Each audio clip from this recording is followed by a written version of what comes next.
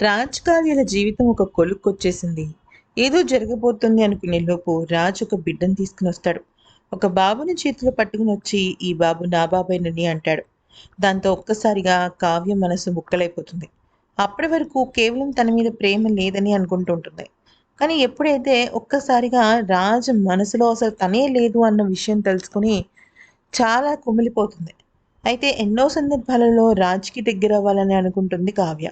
కానీ రాజ్ మాత్రం కావ్యని ఎప్పుడూ దూరంగానే పెడుతూ వచ్చాడు. రాజ్‌కి కావ్య అంటే ప్రేమ ఉంది, ఇష్టం ఉంది, అభిమానం ఉంది, తన మీద రెస్పెక్ట్ ఉంది. కానీ భార్య అన్న ఫీలింగ్ మాత్రం కలగడం లేదు. కనీసం తనని ముట్టుకుని ఒక భార్యగా సుఖపెట్టాల్సిన అవసరం కూడా తనకి లేదు అన్నట్టుగానే బిహేవ్ చేస్తుంటాడు. దానికి తోడు ఇప్పుడు బిడ్డను తీసుకొచ్చి తన జీవితంలో వేరొక అమ్మాయి ఉందని, ఆ అమ్మాయే తన భార్య అని, విడాకులు కావాలంటే తీసేసుకోమని ఇలాగా కావ్య విషయంలో చాలా రకాలుగా మలుపులు తిప్పుతూ వచ్చాడు. కానీ కావ్య మాత్రం రాజ్ మీద ఉన్న అమితమైన నమ్మకం, తన మీద ఉన్న మనస్ఫూర్తి ప్రేమ, ఆ మాటల్ని, తను చెప్పే అబద్ధాల్ని నమ్మనివ్వకుండా చేస్తాయన్నమాట. దాంతో ఇక రాజ్ అసలు ఎందుకు ఆ బిడ్డను తీసుకొచ్చాడు, ఏ విషయం మీద తీసుకొచ్చాడనే దానిపైన ఎంక్వైరీ చేస్తుంటుంది. అయితే ఆ రోజు జరిగింది ఏంటి అంటే, ఏ రోజైతే ఫస్ట్ యానివర్సరీ రోజున రాజ్ కావ్యల ఫంక్షన్ జరుగుతుందో, అయితే ఆ సమయంలో రాజ్ తనని విడాకులిచ్చి బయటికి పంపించేస్తాడని అనుకుంటుంది. అయితే ఒక పక్కనేమో తనని విడాకులు అక్కర్లేదు, ఐ లవ్ యూ అని కూడా చెప్పడం జరుగుతుంది. ఇలా రకరకాల ఆలోచనలు. అయితే ఆ రోజు ఏం జరుగుతుందంటే, రాజ్ కావ్యతో విడాకులు నాకు అక్కర్లేదు, అసలు ఆ విడాకుల టాపిక్కే తీసుకురాకూడదని అనుకుని మానసికంగా ఫిక్స్ అవుతాడు. కానీ రాజ్‌కి తన తన బెస్ట్ ఫ్రెండ్స్ అంటే ఇదివరకు తన తనతో పాటు చదువుకున్న వాళ్ళే. అంటే తన గ్రాడ్యుయేషన్‌లో ఒక ఫ్రెండ్ ఉంటాడనమాట. ఆ ఫ్రెండ్ చాలా మంచి అతను. అయితే లవ్ మ్యారేజ్ చేసుకోవటం వల్ల వాళ్ళిద్దరూ కూడా, అంటే వైఫ్ అండ్ హస్బెండ్ ఇద్దరూ కూడా అక్కడ ఉండట్లేదనమాట. అంటే హైదరాబాద్‌లో ఉండరు. ముంబై వెళ్ళిపోతారు. ఇద్దరూ కూడా రాజ్ క్లాస్‌మేట్సే. అయితే వాళ్ళిద్దరూ ప్రేమించి పెళ్లి చేసుకోవటము, అప్పట్లో తల్లిదండ్రుల్ని ఎదిరించటము, ఆ రకంగా వాళ్ళు ఎవ్వరికీ కూడా దగ్గరగా అవ్వలేకపోయారు. కానీ రాజ్ అంటే చాలా ఇష్టం. ఇక రాజ్ చాలా ఫేమస్ బిజినెస్ మ్యాగ్నెట్ అవ్వడంతో తనని కలవడం కోసం తన ఆఫీస్‌కొస్తారు. ఆఫీస్‌కొచ్చిన తర్వాత అంతా బాగానే మాట్లాడతారు. అయితే ఇక ఆల్మోస్ట్ అప్పుడు రాజ్ ఏమంటాడంటే, "ఈరోజు మా ఫస్ట్ యానివర్సరీ అని, నా వైఫ్‌తో పాటుగా నా ఫ్యామిలీ మెంబర్స్ అందరూ కూడా ఒక ఫంక్షన్ చేస్తున్నారని, మీరెటు హైదరాబాద్‌కొచ్చారు కాబట్టి, ఈ పార్టీలో మీరు జాయిన్ అవ్వండి" అని చెప్పేసి అంటాడు. అయితే ఆ సమయంలో రాజ్ ఆ ఫ్రెండ్స్ ఇద్దరు కూడా సరే అంటే సరే అనుకుంటారు.